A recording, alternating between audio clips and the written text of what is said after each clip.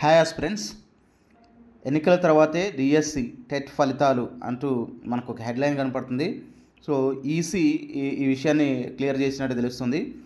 AP ఎన్నికల code ముగిసే వరకు వాలంటీర్లతో నగదు పంపిణీ చేయించడం కానీ లేదా ఎన్నికల సంఘంతో మరో కీలక నిర్ణయం తీసుకుంది. కోడ్ ముగిసే వరకు డిఎస్సి పరీక్షల టెట్ అలాగే ఫలితాలను వాయిదా వేయాలని స్పష్టం చేసింది. హైకోర్టు ఆదేశాల మేరకు ఈ నిర్ణయం తీసుకున్నామని పేర్కొంది. దీంతో లక్షలాది మంది అభ్యర్థులు ఎదురు చూస్తున్న డిఎస్సి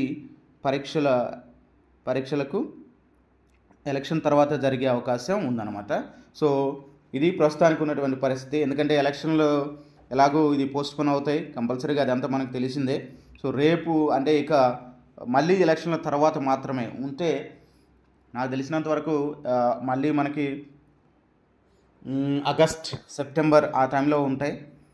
ఇమ్మీడియట్గా అయితే ఇప్పుడు ఎవరైనా గవర్నమెంట్ ఫామ్ చేసుకున్నప్పుడు దాని గురించి కొన్ని విధానపరమైన నిర్ణయాలు తీసుకోవడానికి మినిమం ఒక 2 months ఈజీగా పడుతుంది. అంటే మనకి జూన్లో రిజల్ట్ వచ్చిందంటే జూన్ 10వ తారీఖు ఆ టైంకి చేసినా కూడా మళ్ళీ ఫామ్ అయ్యి జూలై ఎండింగ్ లేదా ఆగస్టులో వరకు మనకి వచ్చే అవకాశం ఉంది. ఇదిగో మనకి ఎన్టీవీలో మళ్ళీ ఎన్నికల కోడ్ ముగిసే వరకు ఏపీ డిఎస్సి వాయిదా అని ఇంకొకటి కూడా మనకి ఇక్కడ ఒక స్క్రోలింగ్ వస్తుంది.